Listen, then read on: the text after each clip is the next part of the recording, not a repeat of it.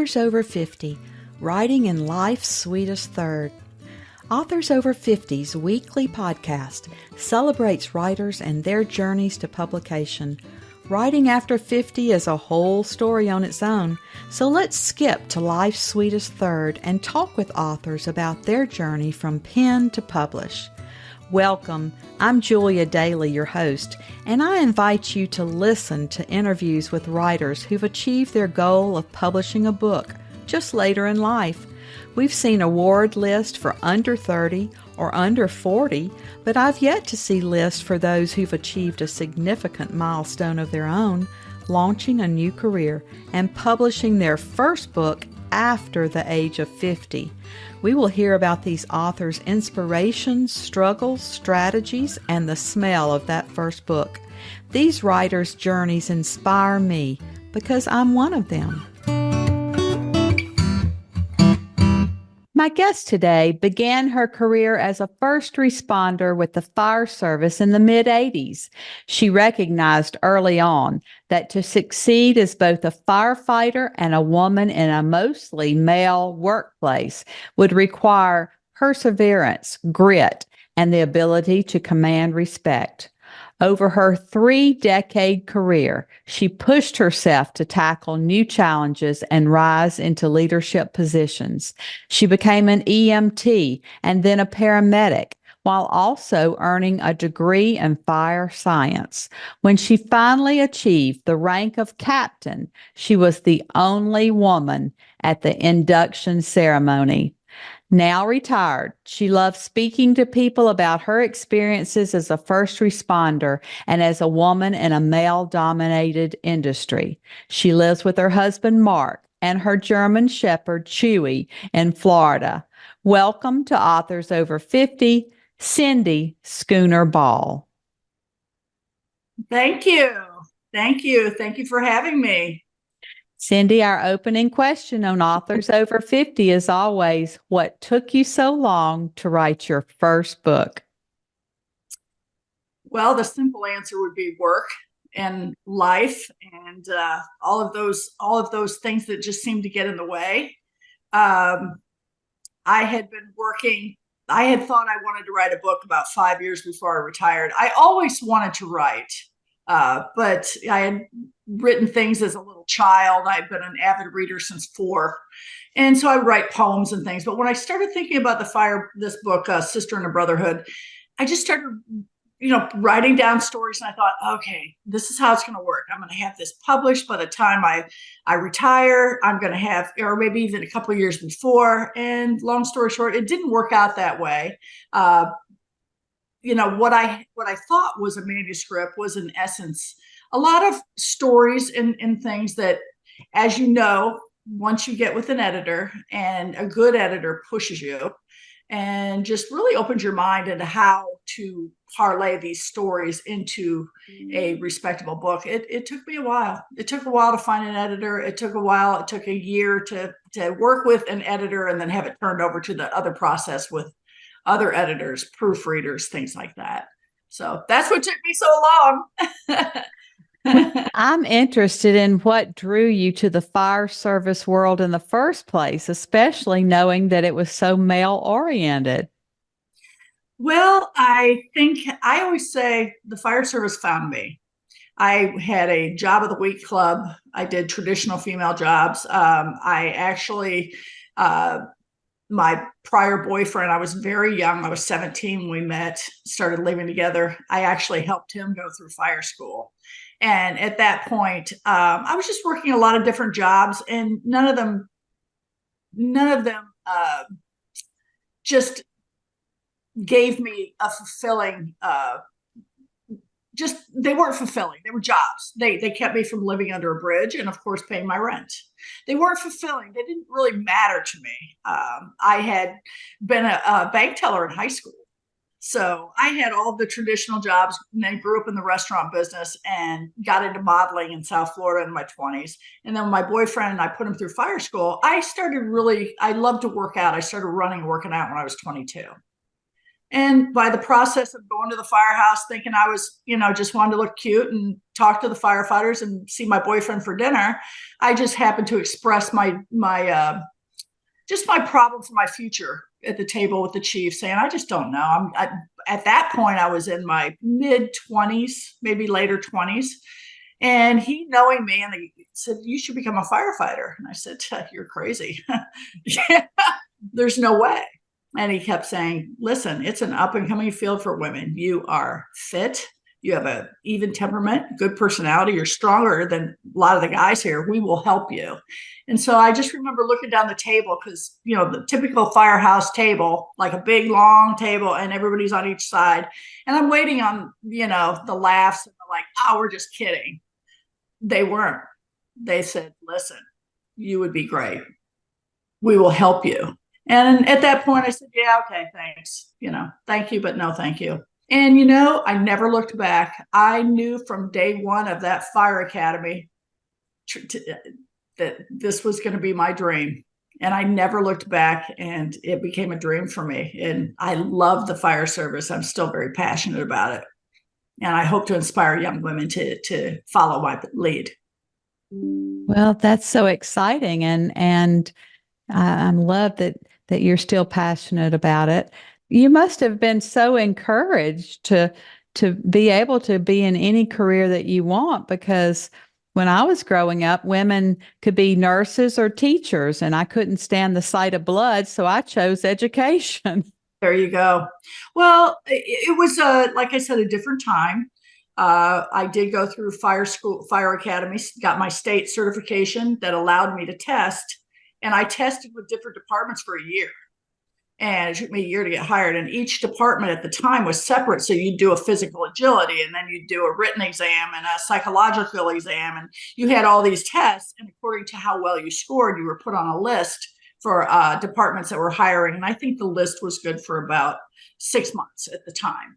And I tested for a year, and I got hired by Broward County, Broward County is in Fort Lauderdale, encompasses a rather large area. And it was Broward Fire, and then Broward EMS was separate at the time. So to be an EMT, which I went to EMT school right when I was finishing, when I first got hired, you have to go through 5.5 weeks of boot camp. I called it death camp, because you go through a much harder process, because you're with a department. You have to learn all of their physical, all their protocols, all their SOPs. And so at that time, I was smart enough to know that being an EMT was going to be the golden goose. And so I was actually going to school at night while I was training with my brand new department I got hired with. And I became an EMT. The fire service, you're on probation for the first year of your career, and you're tested constantly. And they can fire you for anything. And so it's quite strenuous. If I thought getting my state certification was hard, it was like kindergarten compared to actually working in a fire department and being tested. So I got my EMT, and then I was very happy. I started going to school for my associate's degree in science. I started testing for driver, engineer, and fire lieutenant. And I did all of that before we merged in the early 90s with Broward EMS. They decided that firefighters should be paramedics, and we needed to merge. And we became the first department in the country to come under the umbrella of Broward Sheriff. And we became Broward Sheriff Fire Rescue. The reason being is, in that particular time, in that climate, there were multiple fire departments within Broward County's borders. They all wanted to get rid of us. And so I would have had to start all over again. And it was, it's such a long process anyway. And that was 10 years into my career. 15 years into my career, I went to paramedic school, became a paramedic. Then I was also on the driver engineer list. I drove fire trucks, ladder trucks, tanker trucks. And I was also an acting lieutenant on a fire truck, and then became a paramedic. Then I was on a rescue truck. And I liked floating because I liked it. I floated all over Broward County. And I was actually able to get lots of experience, worked in different areas, and I would be on a different truck every shift. I would be on a rescue truck sometimes, that ran at one station I was at ran 25, 30 calls a shift, and that's in a 24-hour shift. Wow. And That is so fascinating to me that you are so driven and so highly motivated to succeed. You know, that certainly caused you to be so successful. well, I never thought I was driven until a friend of mine said, "You absolutely are." I never thought I was. I just saw I wanted a different life from a very young age because I had grown up really in poverty. My mother was disabled shortly after I was born, and I grew up very poor. And then I saw what happened to a lot of women my age or older, mostly, that really didn't have choices, and they had to stick in marriages that really weren't the happiest. And for a lot of different reasons, they didn't have the financial ability to strike out on their own and pursue something, their own dreams. And I saw that from a really young age. And I think it just lit something in me that said, I don't want that life. And I don't want to end up like that. And so that was probably the match that started the fire that really made me driven. And I also worked a lot of jobs at the time. Like I said, I was a bank teller in high school. I worked banks. I did lots of secretarial work. I did whatever I did to make a living. Then I got into restaurants. And it was not the life I wanted to live. Never in my wildest dreams did I ever think I wanted to be a firefighter. But how it turned out is kind of funny. And I always tell the story in my book about the reason I think maybe subconsciously is my parents were poor and we weren't going to have Christmas. They had no money for presents. And I was 6, and my brother was 12. Well, the fire department came to our house with presents. And so I got my first doll. I was 6. My brother got a bowling set and he was 12 and a half. And I always say, I wonder if that kind of like sunk in somewhere. But my mother, as poor as we were, she always said there are other people worse off than us. And we were always big on making a difference and helping other people, whether it was leaving a biscuit and gravy out on the back porch or, to this day, I like to do a lot of things to help people, my husband and I both, because I just know there's people out there genuinely having a difficult time. And I look at my life as being so lucky when it could have turned out any number of negative ways. And I feel it's so important to give what you can and do what you can for people. I agree. And I think I was so driven because I was a single parent for a long time, and you do whatever you have to do to keep a roof over the children's heads and keep them fed. And so I was motivated to climb the ladders like you, not in the fire service, but I think, anytime you can see promotions that you can achieve, then you can check those off and achieve that and move up and have a better salary. So I'm sure that you enjoyed, that was very systematic and that you could follow that path. It was. And I was very, very lucky because I was one of 2 women to get hired in 1987 by this department. They never changed the rules for us because we were women. In fact, there was a third woman. The woman who got hired with me was a triathlete. Then 2 weeks later, the next class that they hired people, there was a woman in that class. She was a trapeze artist with the circus. And so you're talking about 3 women. I was 30 when I got hired, and I turned 31 2 months later. So I wasn't a kid. She was in her 20s. So they were all in their mid 20s. And, we were strong, capable women. They did not change any of the requirements, which I think is something that people need to know in the fire service. Do not ever change the requirements for anyone. You can either do the job or you can't. And we work as a team as well. And a lot of it is training. It's training, it's grit, it's hard work, determination. It's not an easy career, but it is probably, to me, in my opinion, it's the most rewarding one because you genuinely make a difference in people's lives. I trained and went to school and was taking promotional exams my entire career.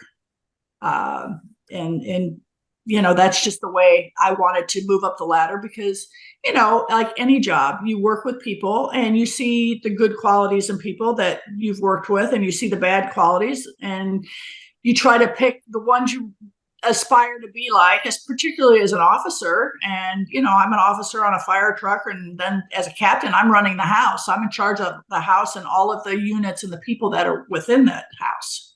So you learn and you train and you make mistakes. I was lucky enough to have wonderful men that had my back and wonderful men that told me the truth and had faith in me. Not to say I wasn't tested in any number of ways. But the most important lesson to me is I tell women, because I say you must draw your line in the sand of what is appropriate for you. You have to have somewhat of a thick skin. I believe that. And during the time when I got hired, the men, some of the crustiest old chiefs that you would ever imagine, had my back because they saw how hard I worked. And I always been the busiest stations. I wanted to work and get the experience. I had lots of fires and all the other things that come along with working busy houses and working with really good people that taught me things that you don't learn necessarily in the classroom. You learn by experience. And being in life or death situations certainly bonds you as a group of people working together. Absolutely. Absolutely. Firefighters, we have this, we go in together, we come out together. And that is, how we were taught. Yeah. And it should be. And you're never alone. You go in and you just we try to do the best we can. And you have to realize that, there are some situations that some lives you're not going to be able to save, I should say. It's just not going to happen. But you and your crew train and do the best that we can. And that's how I looked at my career and how I try to tell other people if that's what that to me is a healthy way to look at it, because if you try to, what if and second guess yourself, that can get you in trouble. Well, once you wrote this manuscript, how did you proceed? Did you search for an agent, decide to use a hybrid, a small press, or did you self-publish? Well, what I did is I found an editor after 3 years, and it was kind of a strange story because I did a query letter, which is a resume for writers. What your book's about, what your manuscript's about, and, your target audience and all that. And it's just like a resume. And I was sending them out. And it's funny because my husband was more protective of the manuscript than I was. And he said, be careful, because don't send them things because it could end up in the hands of a ghostwriter. And so I was very specific about, just this query letter. And it just so happened, a friend of mine said, hey, I know someone that's she's one of the top editors in her field, but she has no time, but she might have a little time in a couple of months. And now this was, she send her something and see. And if she's really interested and she thinks you're a writer or you have something, she'll let you know. And she'll tell you, no, I'm not interested. So I said, okay. So I sent her the query letter and she asked for like a chapter. And she wrote me back immediately and said, yes, you are a writer. And yes, I want to pursue this with you. And she was fabulous. She's in Texas as well. And she's fabulous. And, it was amazing to me to take a group of, I didn't want my book is a memoir with a purpose. It's not all war stories. It tells my story, but it's not all, horror calls or whatever. It's a combination. She pushed me in so many directions to improve my confidence and improve my writing. And we worked together for a year. And in the meantime, all of the other things you have to do, registering with the state and forming an LLC and all of those things people don't really realize. Getting the illustrator. We put out bids for, cover, people who do covers, and they do the illustrations and all of the inserts. And she helped me with that. And, I actually made sure that, we tweaked everything the way I wanted it. And there were some things, I would say, yes, I understand why you don't want me to put this in the book. And other things I said, oh, I absolutely am putting this in the book. It cannot be left out. So it's a push-pull relationship. And then it was really kind of funny because after a year, she turned me over to another set of women, of proofreaders and editors. I worked with them again in Texas for at least 6 months. And the funniest thing is the second editor, proofreader, she was young. She was a millennial. And so she would always try to correct, like in the fire service, it's not a team. I don't have a team. I have a crew. And she didn't realize that. And so there was terminology, because I'm older, that we would go back and forth with, and I would have to explain to her, or she would say, "Ooh, this might offend someone." I'm like, "Nope, nope, not changing it." So you have to learn as a writer, your confidence too. You have to trust editors and people that have their experience. But so I worked with her, and then another lady proofreading, and then in the meantime, signing up for how to get your book on Amazon and how to get your book out there. So my advice is it's do your homework, and do your homework and really be prepared. There's a lot more to it. You don't just write the book. I mean, that's the beginning, actually.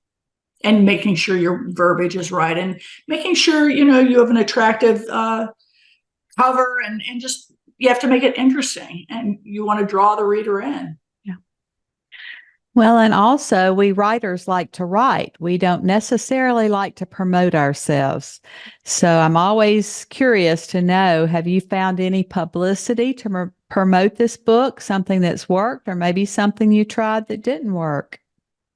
Well, what I found is I have done some local television shows, a couple of them, the midday type 15 minutes. It's interesting to do. I always say I didn't write the book to be rich or famous. I'd rather be rich than famous. But as you well know, if you're a famous personality, you can write a really crappy book and it's going to be out there and people are going to buy it. Because I know that I'm an avid reader. I read 4 or 5 at a time. I've got them going. And I'm amazed at some of the ones that I buy, and I'm like, God, you're a terrible writer. And then someone that I would never, ever expect to be so good was excellent. Yeah. But I found podcasts have been really generous to me, and I've found I enjoy the actual talking one-on-one, and I've done some book signings at different events that I found I enjoy that. What didn't work for me is there were podcasts that I turned down that their interest was in me telling war stories, and I'm not going to do that. Yeah. It's one of those things that, there are plenty of stories and scenarios in the book, but most of us in the fire rescue business, you don't want to horrify people. It's a profession where you see the worst of the worst, and you're called in to take care of a situation that you do the best you can. And sometimes it's not pretty, but I've never felt, people always ask, if when you're a firefighter, what's the worst call you ever ran? And it's like, well, which one, and I'm not going to tell you. But when we're all together, we all open up, and it's kind of like, it's kind of a funny thing because we all open up to each other, obviously. So again, getting back to what didn't work for me, I don't want to do podcasts or interviews where it's like, tell me the most horrific things. Yeah. No, yeah. you don't want to hear your professions sensationalized, but when you're together, I'm sure that's therapy to talk to each other. It is. It's become very therapeutic for more people than I really realized when I wrote the book. People that have reached out to me, and like I said, I'm working on a couple of other projects right now. One is PTSD for first responders, because we weren't really taught to. Very recently, it's been recognized. We're not military. And it's just now recognized that you can get help, as a lot of people that I had no idea suffered so greatly. We all have people that live in our memory banks. They always will, but it's how you deal with them. But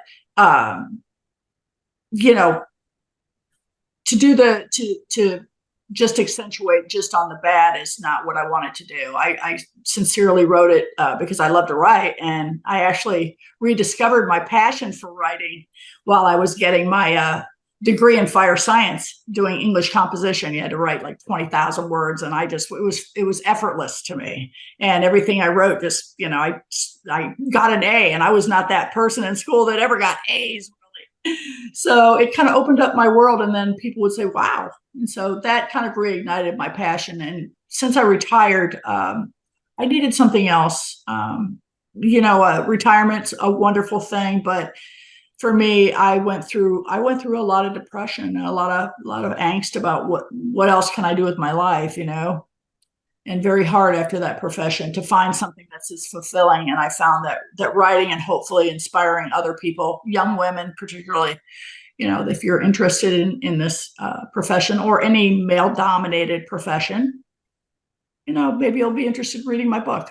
I think that's what makes this book so significant because I don't think that the young women today have any clue about how much their lives depended on those who came before, and how different it was just a few years ago, just in the last 50 years, how much these male dominated fields have changed and women are finally being able to crack open those careers.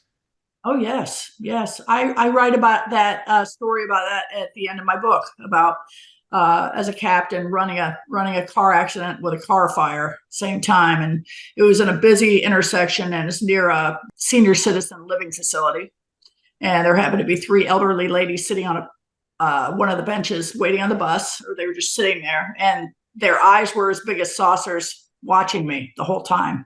And I'm directing my crew, and we're putting out the fire. I'm directing them with the hose line and with patient packaging and rescue and all of that. And as my crew was rolling up the hose and getting the equipment ready and putting it back on the truck, I look over and I took off my bunker coat and my helmet and I put it on the seat. And I walked over to them and stretched out my hand and said, "Hi, ladies, how are you doing?" And they just, they were so animated talking at once. "Oh my gosh, we're so proud of you. We're so proud of you." In our day, we could never do that. We had choices. We could be teachers. We could be secretaries, homemakers. And those are all honorable professions in my opinion.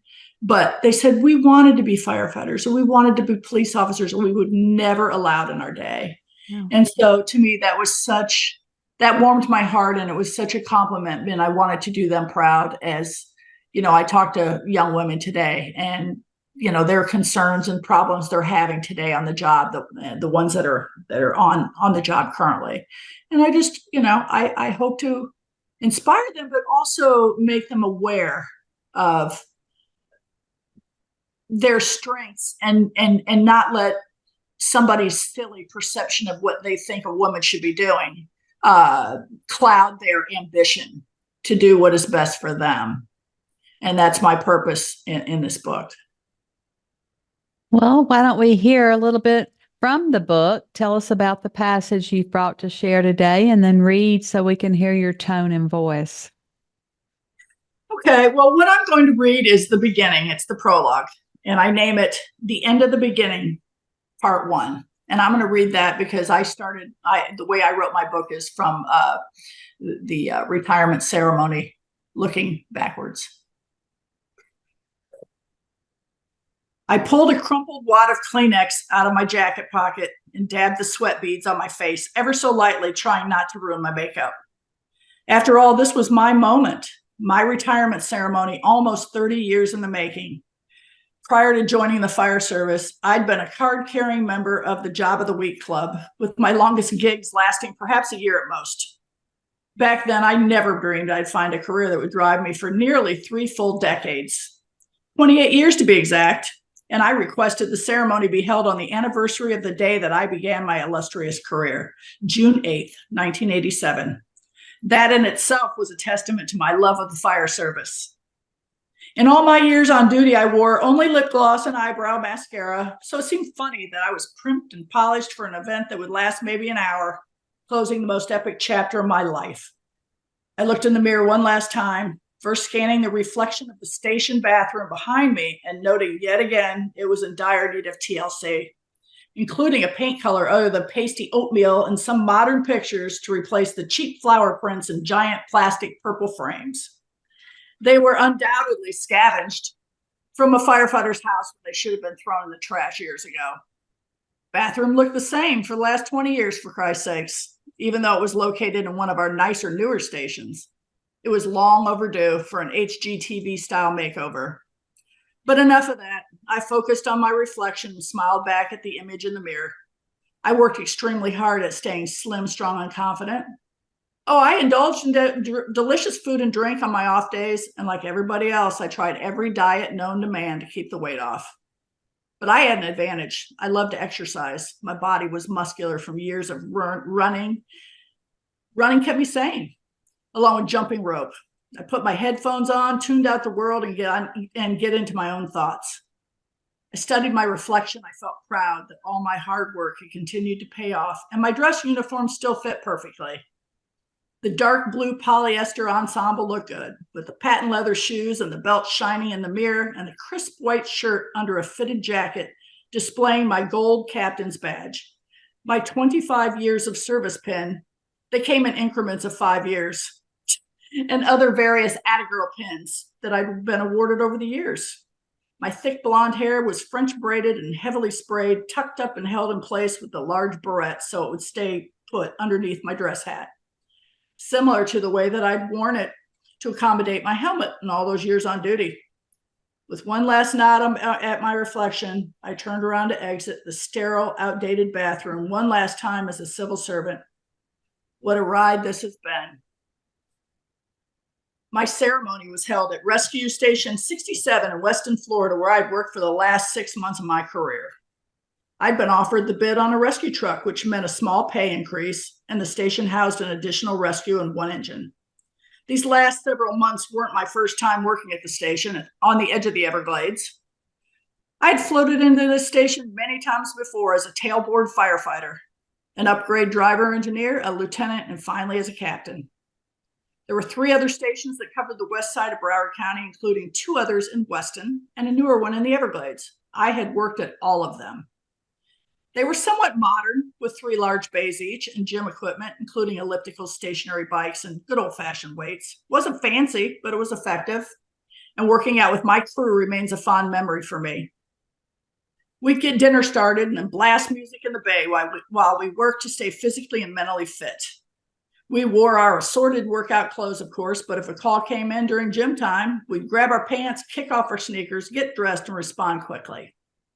We might continue our workouts after we came back from the call, but sometimes we just want showers, jumpsuits, and food. After dinner, we'd put the coffee on, maybe fix a dessert, and then sit outside together on lawn chairs, chatting about calls, family, and how much time we all had until retirement.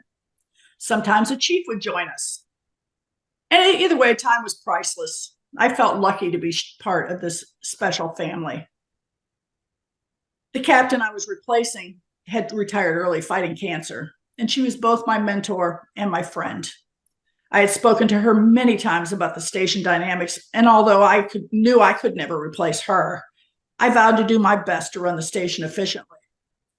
She was a brilliant paramedic, and I had run many calls with her over the years.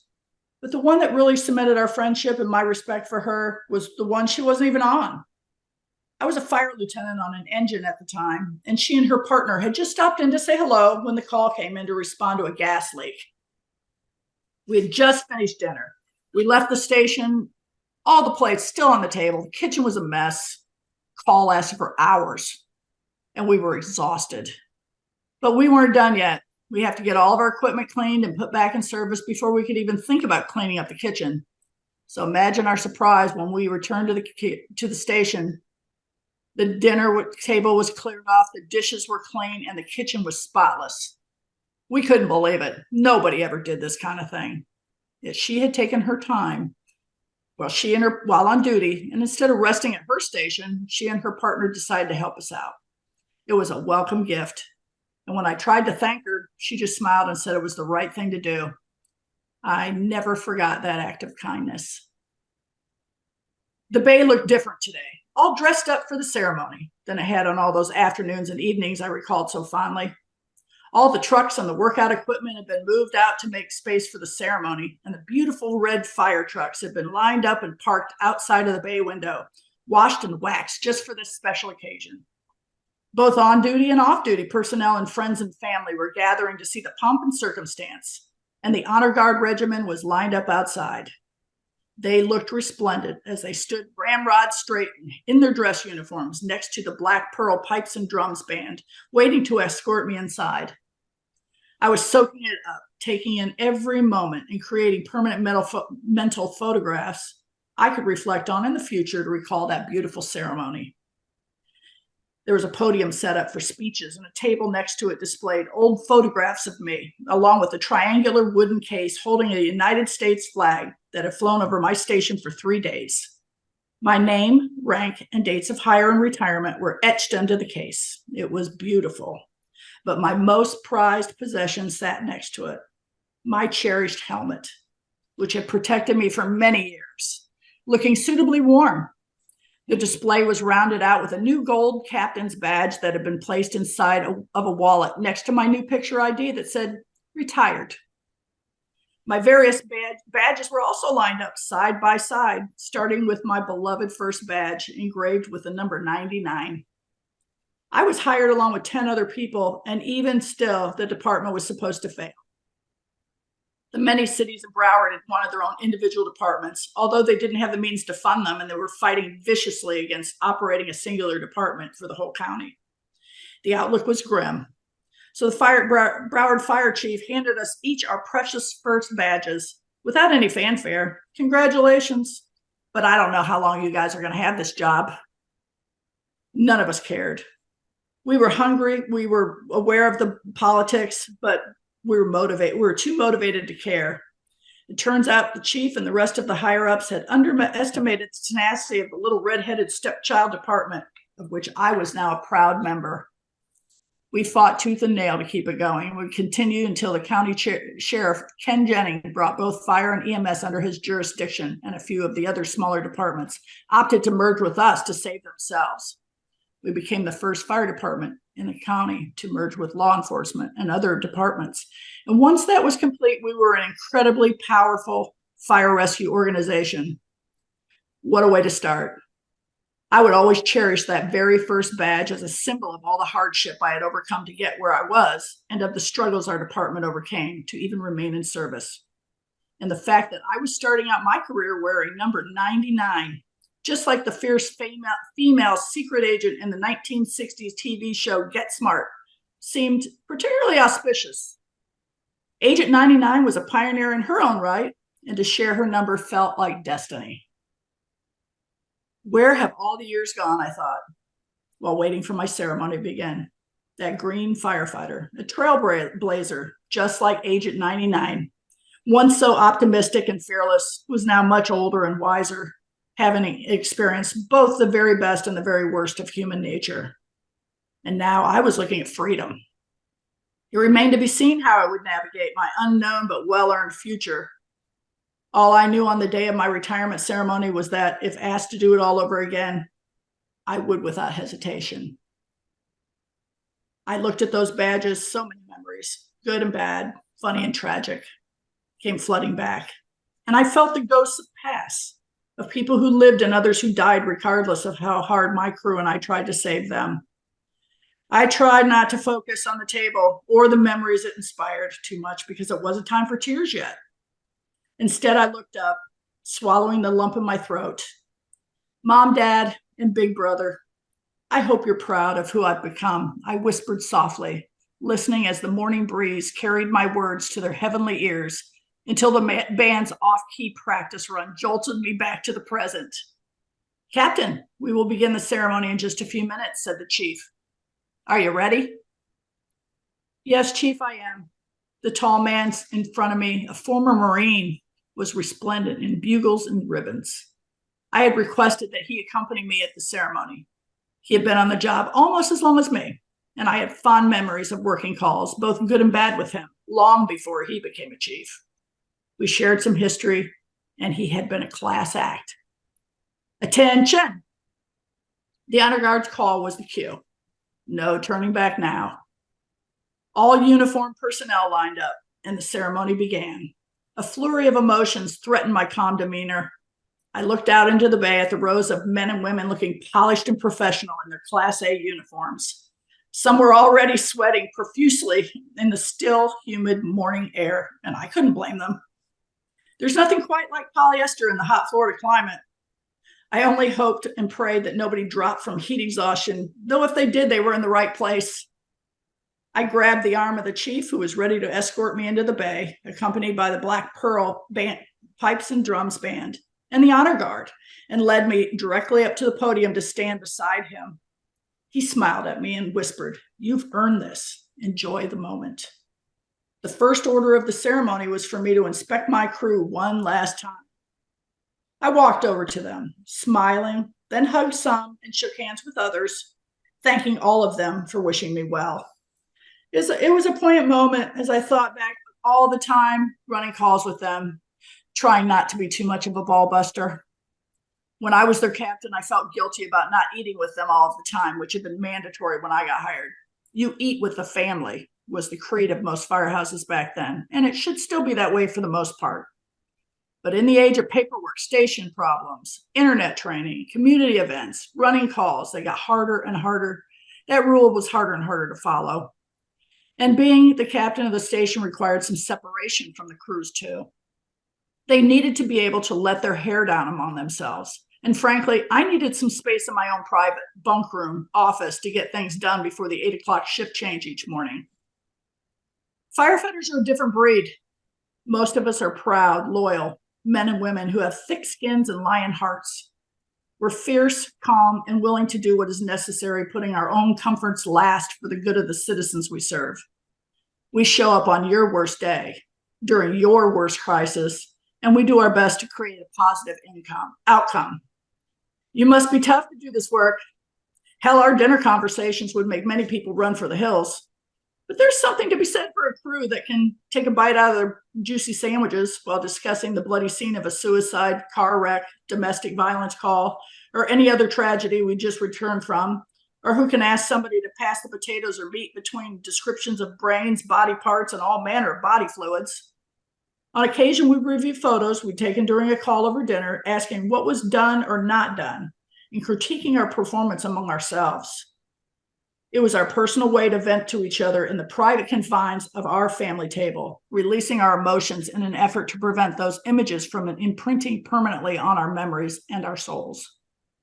Don't let our rough, tough exteriors fool you, though. We most certainly cry, suffer, and deal with ghosts that never leave our memory banks. We all deal with it differently.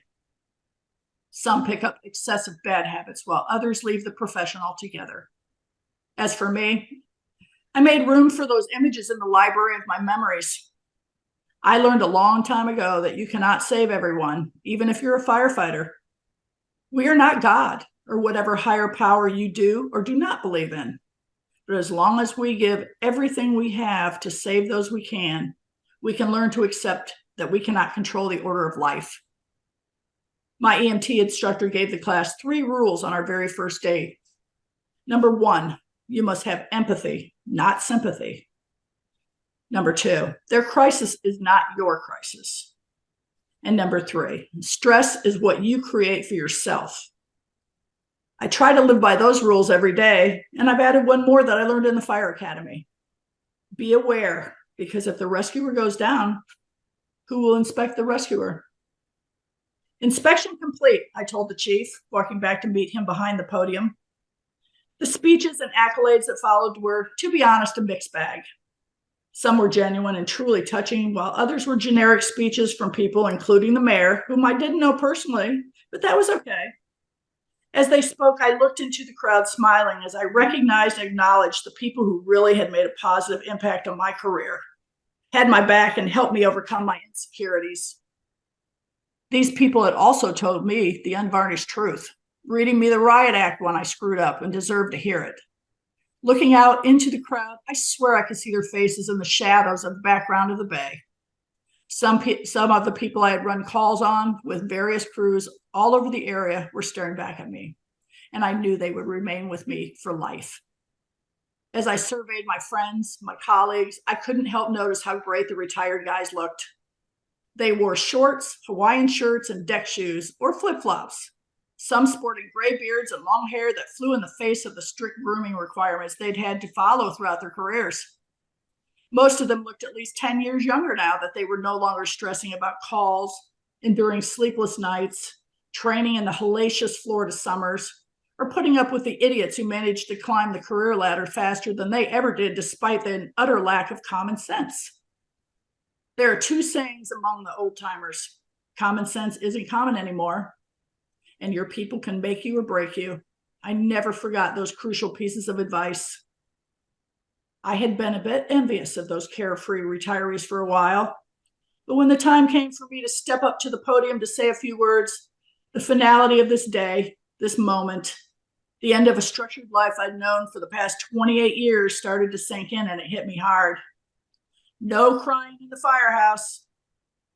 As I pulled my 5x7-inch note cards out of my dress jacket pocket, took a breath, and looked out into the crowd of civilians seated in the far corner, I saw my husband, my special beacon of light, smiling proudly back at me.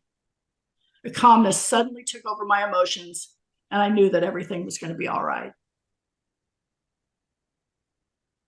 Wow, that's so poignant. That's so poignant, Cindie. Thank you. You certainly gave us a glimpse into your life as a firefighter and captain and being in charge of all of those people. That was very good.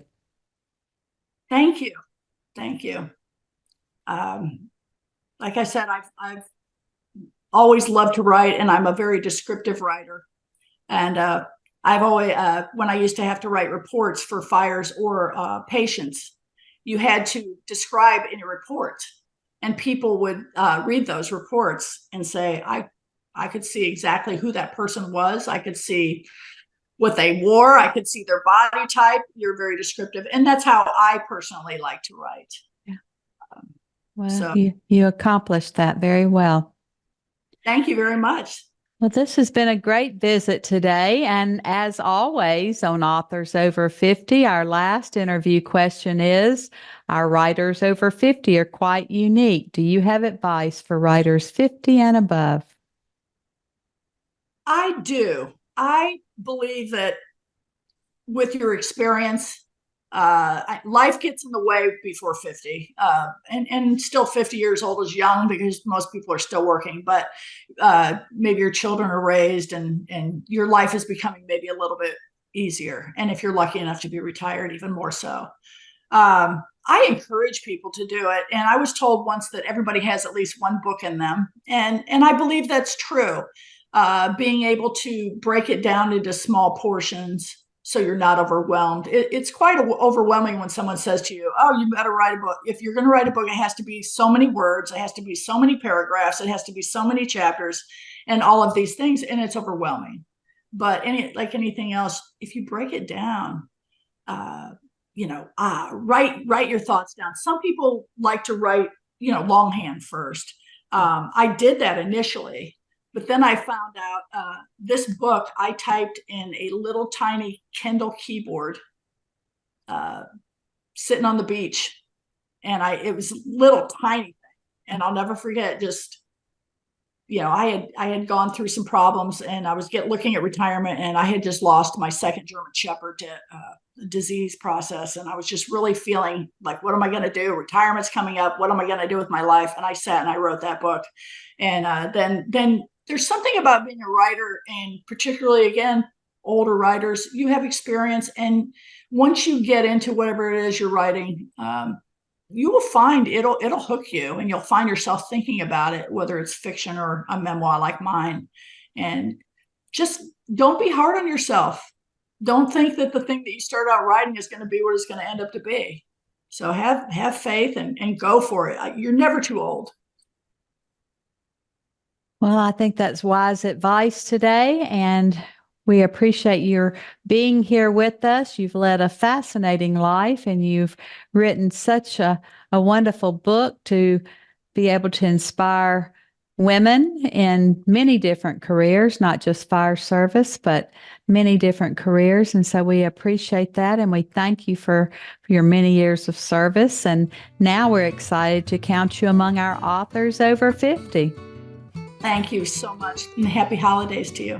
Thank you. Thank you for joining us today. Please look for Authors Over 50 every Thursday when we will have conversations with accomplished debut novelists over the age of 50. Please subscribe and share with a friend.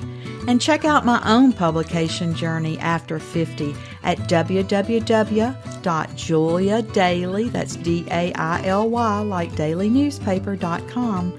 Until next time, keep reading and writing. And remember, it's never too late to fulfill a dream in life's sweetest third.